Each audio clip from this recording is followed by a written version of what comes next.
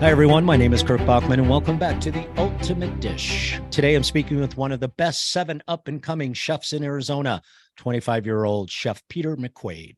Today, he is the Executive Chef of Cala, a Clive Collective restaurant in the new Senna House Hotel in Scottsdale. Prior to Cala, Chef McQuaid worked alongside several revered chefs in prestigious restaurants. I can't wait to talk about Daniel Boulou and his 3-star flagship restaurant Daniel, and Chef Beau MacMillan at the Sanctuary, and Money Baby, not to mention Chef Esparza, David Chang, and David Hume. What a resume. But the resume does not end just there. Chef McQuaid also created Emulsion Popups, a series of pop-up restaurants that received statewide recognition. He's also been the private chef for former UFC commentator Mike Goldberg, Alicia Keys, and the Arizona Cardinals A.Q. Shipley. Along with being featured in Phoenix Magazine, Chef McQuaid was the recipient of the prestigious James Beard Foundation's Taste America Award at the JBF Taste America Tour in Phoenix. He's also a ChefWorks ambassador. Join me today as we speak with Chef McQuaid about the mentors who shaped his career, what it takes to achieve success early on, and the current social environment for chefs today. And there he is. Good morning and welcome, Chef. Good morning. Thank you. I got to I'm out of breath. Can you tell? What a resume. What a resume. Oh, and I don't want to so put numbers on it, but 25 years old, where do you find the time? I can't wait to dive in. Unbelievable. But first and foremost, let's set the stage. You're in looks like a beautiful office there. You're in Scottsdale. What's the weather doing? How are you doing? Weather's beautiful and I'm doing amazing. Sitting in my amazing restaurant right now and couldn't be happier. I love it. I love it.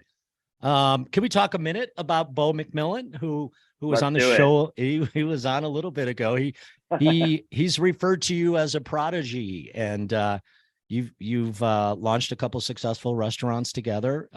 Let's talk about Cala first, right there where you are today in Scottsdale, and maybe take some time to share some love for what it's like to partner with Beau and to grow the way you have. Absolutely. Yeah. I'm sitting in Cala right now, which is our new Mediterranean restaurant. We actually just passed our 1-year anniversary last week. Wow. So we're super excited and, super proud of the team we created here, and our ever evolving menu is just getting better and better. And it's really cool to see it, kind of come all into fruition, and working with Beau Mac, obviously, that everybody knows and loves. I started working with him when I was like 16 years old as a prep cook at Sanctuary. And then to see it all kind of come full circles to be opening up restaurants, side by side with him is just a dream come true that, I didn't think this early in my career I would reach that, but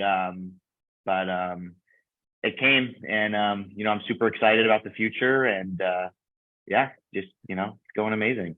I love it. And you're embracing it. What's it like? I mean, I've met him a few times. He's larger than life, the nicest gentleman in the world, right? Does tons of things for other people, yep. But you probably don't want to let him down either, right? Is that put a little bit more pressure on you?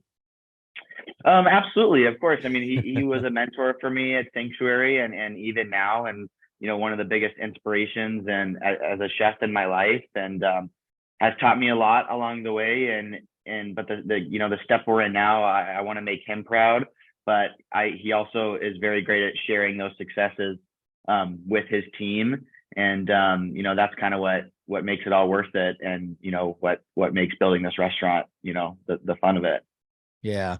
I'm curious if you could. Obviously, mentorship is super important and something that Beau's really good at, Beau Mac. And could you speak a little bit, just in general terms, of how important you believe mentorship is, and kind of turning the table, right? You're gonna, and probably already are, a mentor for other young culinary professionals. Yeah, absolutely. I mean, as a chef, obviously food is so important and it's something we love, but even for me, like, mentorship is where I see a lot of joy in being a chef, and seeing the guys that look up to you, that want to be you, that want to learn from you. I mean, that's huge. I mean, there's a long list of amazing chefs that came from under Beau at the Sanctuary, Stephanie Izard, Danny Grant, who owns Maple and Ash in Chicago and Scottsdale. I mean, there's just a long, long list. And it's funny, talking to chefs in Scottsdale and seeing how many people really did start there and start with Beau Mac, as he was there for 23 years.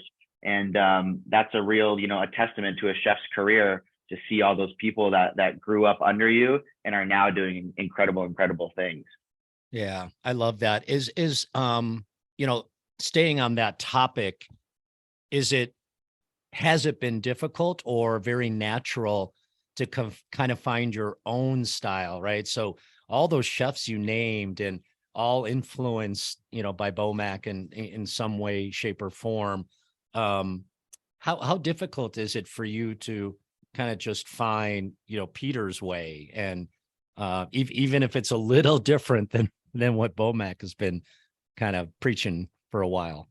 Yeah, absolutely. I mean, one of the great things that I love about Beau is he always has let me kind of run the show in a sense, and has always been there every step of the way to help and mentor, but has never stepped on my toes or anything like that. He's been very amazing and kind of letting me take the reins. And then if I need help, or if I'm doing something that should be done differently, then he can step in and coach along the way, but has really let me kind of be my own person and chef in this restaurant. I love that, as a great mentor would do. Yeah, But absolutely. let's just talk a little bit more about you and try to follow your passion a little bit, going all the way back to the beginning. I'm always so intrigued to learn more about when and where chefs first discovered their passion, right? Was there that moment? Gosh, you're still only 25 years old, but was there that moment? Was it when you were 16 where you were like, this is it. This is what I'm going to do. I love this craft, and I'm going to be in this career for a very long time. Yeah, there was. And believe it or not, it's a funny story, and I was never really good in high school. I went to a prep school here in Tempe, Arizona, and was never a great student, to be honest. I just didn't really have any interest in any classes I had, just didn't really have the passion and drive for school. So I was taking Spanish, which was like my worst class. I was probably failing it, but I had to do a Spanish project, and the teacher said, you can do whatever you want on the project, as long as it somehow relates to, Hispanic culture, the language, whatever, do whatever you want to do. So I was like, okay, cool. I'm going to do food because I like food. I'm interested. I always love being in the kitchen, on holidays with my family. And I was like, well, why not? Like, that's something that interests me. So I Googled, best Mexican chef in Arizona. And then Chef Silvana Salcido Esparza, came up everywhere, who owns Barrio Café here and is, nationally recognized for her restaurant here in Arizona. And I shot her a message on Instagram and was like, hey, I'm doing a Spanish project. Would love to come down to the restaurant and, maybe cook with you or film something and, do a whole project on, the food and the culture you bring, through cooking as the chef. And I probably messaged her like 20 times before she got back to me, but she finally was like, all right, come down to the restaurant Thursday, 10 a.m. And I went down there with my mom, who recorded everything. And we made her famous guacamole with pomegranate seeds. Then we went into the kitchen and made her like chicken and poblano dish that was incredible. And just like being there, I was just like, wow, like this is really cool. Like, I think this is something I'd want to do. And then at the end, she, said, she's like, I'm opening a restaurant, next week. If you want a job, you can come down and wash dishes or prep or whatever. And I said, okay. And just started working for her the next weekend. And then it was kind of, the rest is history. Haven't stopped since then. It's a great story. And do you still connect a little bit now and again? I do. Yeah, absolutely. Yeah, I love that. What about that cuisine? I know that Cala is Mediterranean by nature, but those early influences from her cooking, is that still part of your repertoire? Yeah, absolutely. I mean, I take stuff from every chef I've ever worked for and everywhere I've experienced. And I worked for her, and she's the one that actually got me involved in the CCAP program, which I then got my scholarship. She's the one that told me to reach out to Beau Mac because he had the amazing restaurant at Sanctuary, and that might be something I'm interested in. So she kind of really, still to this day still pushed me in those opportunities that led to so many big things is like one of the biggest things I look back on. I love that. Talking about education, which is so important, and you mentioned CCAP, so I'm going to give you a chance to share a little bit more love. CCAP's Careers Through Culinary Arts program, started by Richard Grousman and his wife years and years and years ago. Just a tremendous organization that provides scholarships and paths and journeys for so many young culinary professionals throughout the United States. What happened that you got connected with them? Was that through your experience at the restaurant there, or was that through high school or post high school? That was through, so I went to a prep school, which actually didn't have a culinary program or anything like that. Okay. So I found out about it through Chef Silvana, who was like, there's this program. I'm not really sure what you can do with it, but you should, get involved or at least just start a conversation. So I started a conversation, loved what they were doing. I was, desperately wanted to be involved in the program to learn and the opportunity to compete for a scholarship. So I actually hosted a dinner where I had like 20 big chefs here in the Valley, and I sold tickets to it, and I raised the money and involved and integrated my school in the CCAP program so I could compete, because we were already set up in their portfolio of high schools. That's amazing. Is it something you're still involved with and trying to help others? Yeah. I love CCAP. I'm always involved in their events, their fundraisers every year. I actually have one of my pastry cooks right now is in their mentorship program here at Cala through CCAP. It is getting a lot of benefits out of that. So I'm always involved, and it's one of the biggest things that brings a lot of joy to me as a chef, to see these young culinarians grow up the same way I did.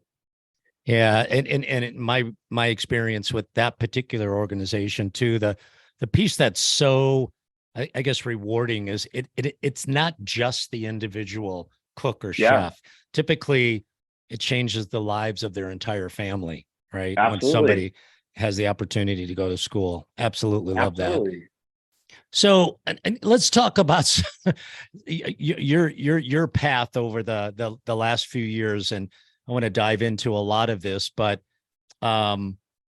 you've got a great personality, a big personality.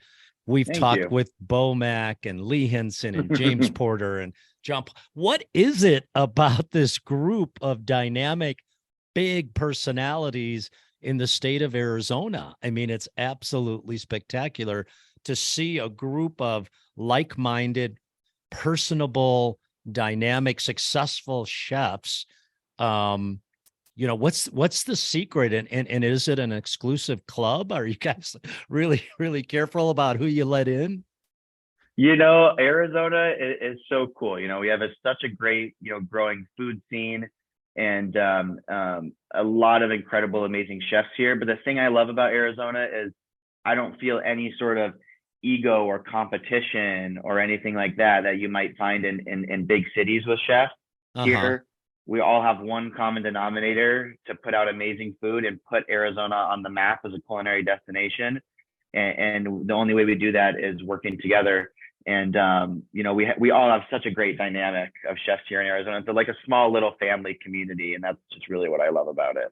Do you dine in each other's restaurants when you have a chance? Of course. Yeah. Yeah, absolutely. Absolutely. Well, let's talk a little bit more. Again, the fact that you're so young and have found so much success is really something to celebrate and to be so proud of. Can you talk a little bit about, not to put you on the spot, but what does it feel like to be the executive chef, and kind of like, what's your day like when you're in the restaurant? You're with me now, but what's the rest of the day look like for you? Yeah, I mean, I have an amazing team behind me, and I put a lot of effort in growing my culinary team to be super strong. And, as far as the day, running the back of house operations of this restaurant is incredible, especially at my age, and is a dream come true for me. And seeing all my sous chefs doing the amazing work they do, and from my prep cooks to my stewards, and seeing everybody on the same page is really, really incredible. I love to get back there and cook.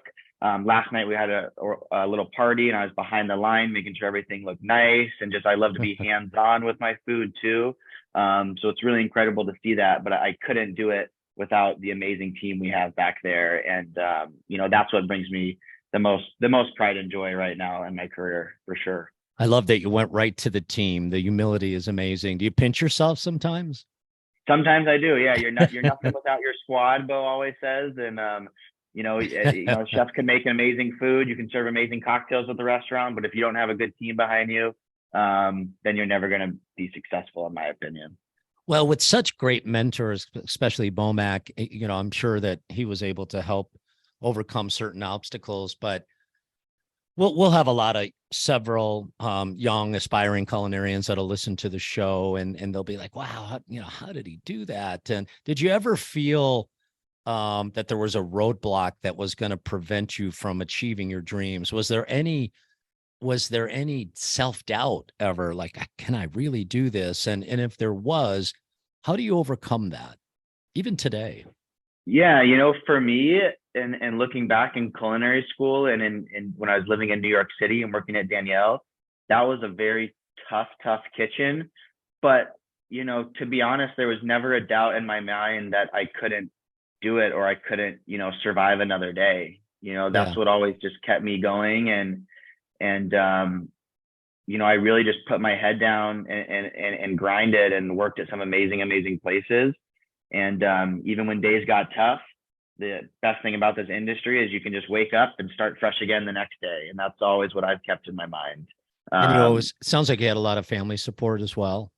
I did. Yeah. I have amazing family support that was there for me, that, come to the restaurant every single week to support, and seeing that keeps me going. And I think if you put down, you grind, you put your head to something, and I never really looked up. And that's what I think is important. Yeah, it's great advice. Great advice. Coming back to Cala a little bit, browsing the site a little bit yesterday and prior, absolutely stunning. Thank you. You kind of feel like you're being whisked away right into this Mediterranean coastline, and it reads on the site, reminiscent of the beautiful seaside restaurants along the coast. Cala provides a spacious, high energy atmosphere for endless celebration throughout the day and night. Cala puts the farmers, fishermen, and ingredients at the forefront and blends them with a Mediterranean palate. How did this? I mean, it's absolutely beautiful, and you've covered everything, right? The farmer, the fisherman, the ingredients, the people.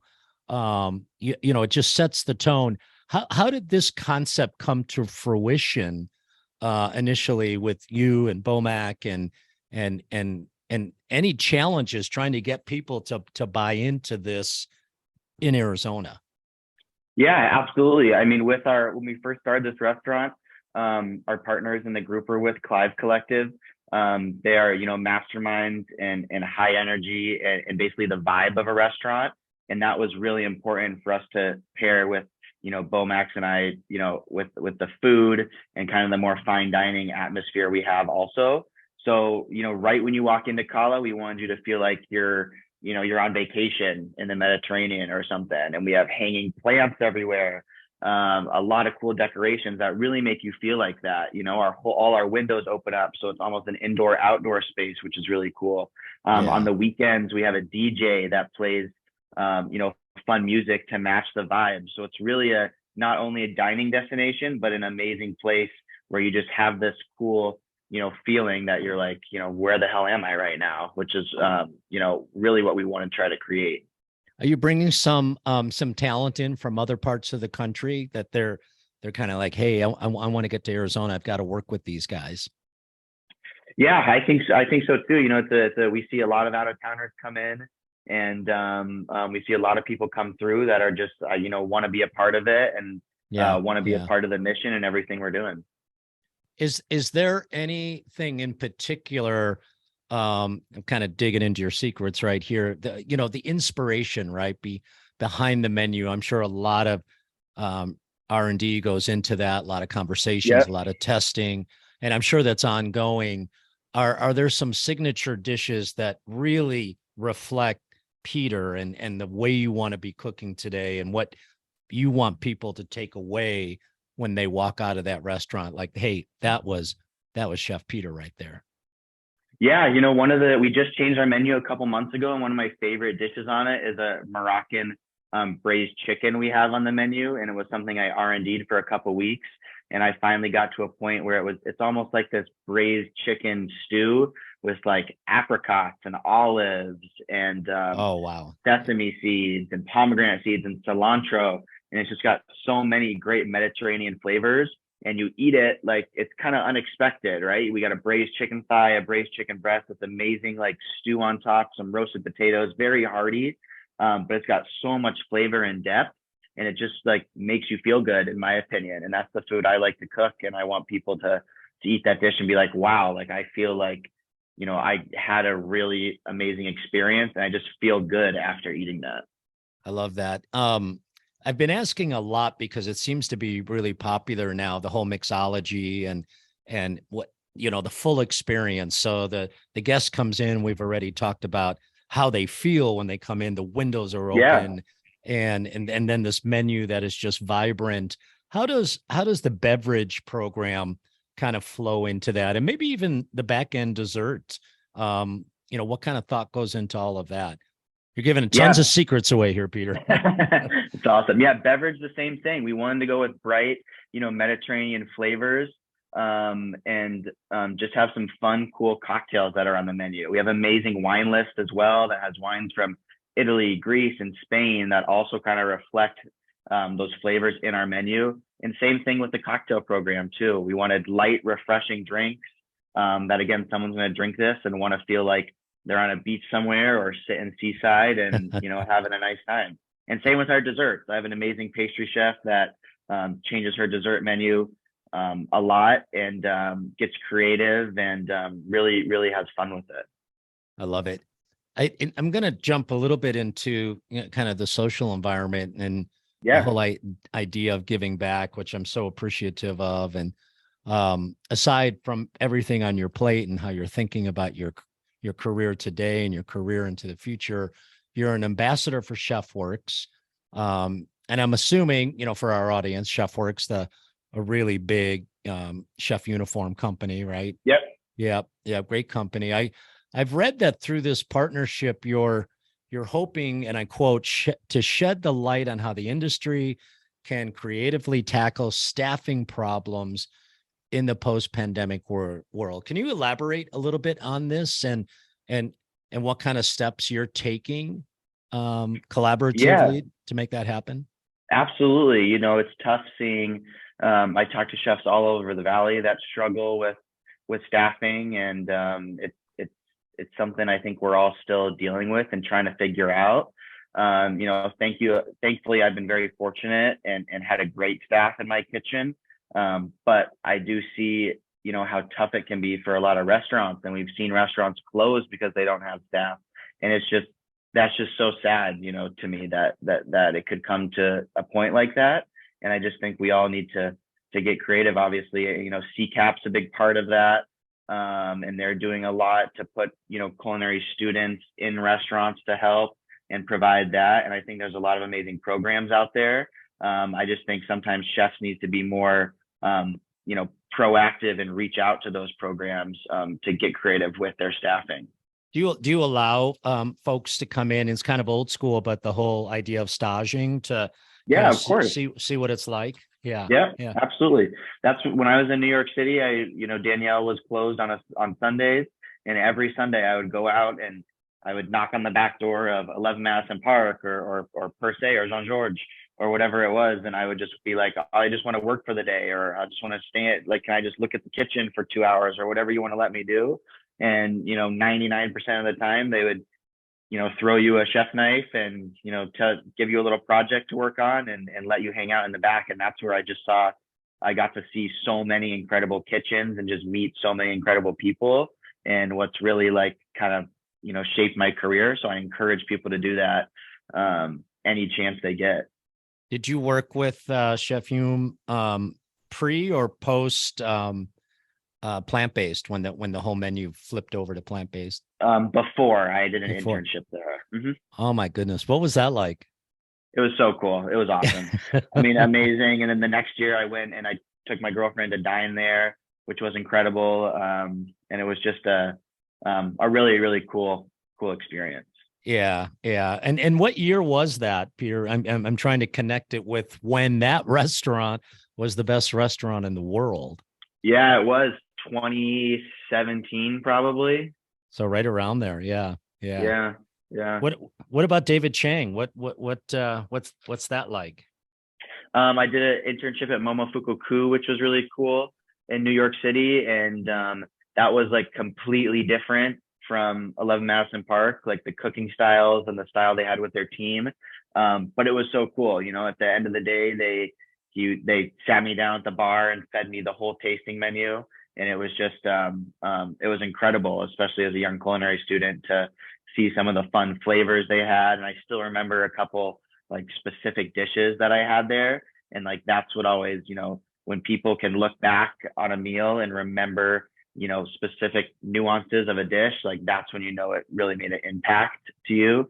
And that's one of the meals that did for me.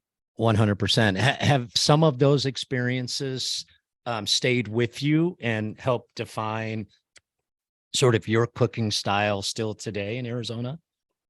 Absolutely. You know, as a chef and especially as a young culinary student, you kind of soak in everything you see and everything you eat. And as much how, you know, it's important to work and go to school, but it's also important to just go out and eat and try new flavors. And that's where you see like, wow, that's really cool. I want to try that or something. And that's how you can build your repertoire by not only working, but also, you know, tasting other chefs' foods, which I thought was super important. Yeah, yeah. I wanted to come back a little bit to so all these experiences and now, back to you and we were talking a little bit about your partnership with ChefWorks and speaking of partnerships, how important is it today for chefs to form brand partnerships? And I guess my biggest question too is how do you balance that brand Cala Mm-hmm. and put it up against your brand, Peter McQuaid? Is there a fine line? Can it be the same? Is it different? You have to be careful. Yeah, I think not that I have to be careful or anything. With my brand and what I'm doing is I'm still very young, but trying to build that. And ChefWorks has helped me with that. I do a lot of private dinners, private cooking. Have done a lot of that, stuff in the past, building my name and through my brand. But I also Mm-hmm. want to use mine to promote Cala. You know what I mean? So it goes hand in hand, and they also promote me. We have an amazing. I go on the news all the time for Cala, and which I love doing, and I love promoting, obviously. But that also is helping build my name, as Peter McQuaid too, which is huge.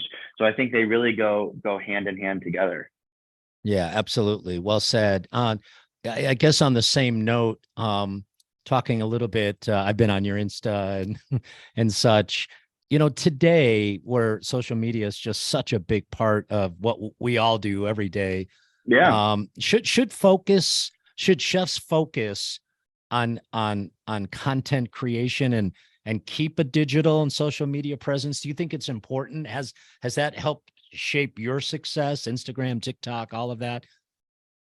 Yeah, I mean, that was never like a goal for me and never Mm-hmm. something I've really wanted to do. I've always just wanted to share my story and my food with others, on social media, which is important. It's giving me, a lot of opportunities, just like the ChefWorks partnership and just to get my name out there and to people see what we're doing here at Cala and what, I'm doing in my personal life. But do I think everybody has to do it? No, I think you can create your own path. I know a lot of chefs that don't even have an Instagram that have an incredible restaurant and are cooking amazing food. So I think it's kind of what you want to do personally. Do I think it's necessary? No. Did it help me? Yes. But I don't think it's a deciding factor, even nowadays. Sure, sure. What are some of the things, Chef, that bring you inspiration to just tomorrow? Listen, I want to do something super, super cool. Where do you go? Is it a call to Beau? Is it over to another friend? Do you jump on, social media? Do you dive into cookbooks? Where's the inspiration come from?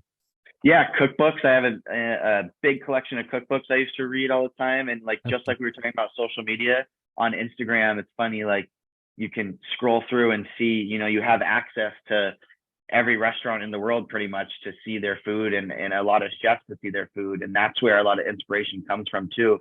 Also, Beau's taken me on a lot of, trips and to food and wine festivals to meet, other fellow chefs. And like, that's where I found a lot of inspiration, like cooking side by side with these people at, those events, and seeing the food that they're doing and eating the food that they're doing really kind of gets your mind jogging, with what you want to do back home in your restaurant. I love that. I also love to kind of get off the script a little bit. And, you're in that restaurant probably a good portion of every day, but yeah. What does Peter like to do? For Peter, do you like to travel? Are you music guy? Are motorcycles? Oftentimes chefs are all of the above, by the way. Yeah. No motorcycles for me, but okay. I love to travel. Love to eat, of course, taste new foods. I have an amazing girlfriend at home, Brittany, and we have a little dog, and she's in the industry too. Which is incredible. So, we kind of have the same common goal and mindset, which is great in our relationship. But when we do have time together, we love to explore new places, which is huge. So traveling's up there for sure.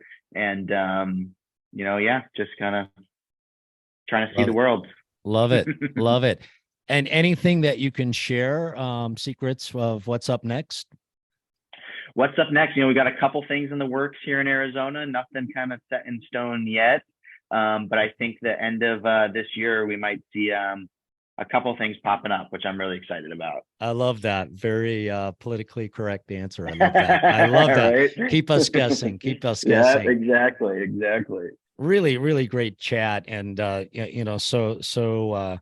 so appreciative of your time, and congratulations on all the success. But before I let you go, Chef, the name of the podcast is The Ultimate Dish, and you started to mention it a little bit earlier. You've got a lot on your mind. In your mind today, what is the ultimate dish? The ultimate dish at our restaurant or in general? Both. Both. There you go. Interesting. It's always the toughest question, right? You cook all day long. Question. Is there a memory? That comes to mind? Yeah, there's a couple memories that come to mind. When I was in culinary school, before I was in culinary school, my mom took me to New York City when, believe it or not, Gordon Ramsay had a restaurant at the London Hotel. Yeah. I was a huge fan, and I remember the duck dish like to a T. Like, I can picture exactly what it looked like. I can picture exactly how it was plated and what it had on it. And that was another kind of, factor. When I ate that dish, I was like, I think I could do this and I could enjoy that. And that is, like, when I look back, one of the dishes that really kind of, set my career off, in a sense. I love that. So, oftentimes it is a memory, right? Yeah. That takes you to a certain place and time. And, absolutely. So that great response. I appreciate that. Chef, thank you so much for spending some time with us today. Wish you continued great success. And next time you see Beau, give him my best. I will, of course. Thank you.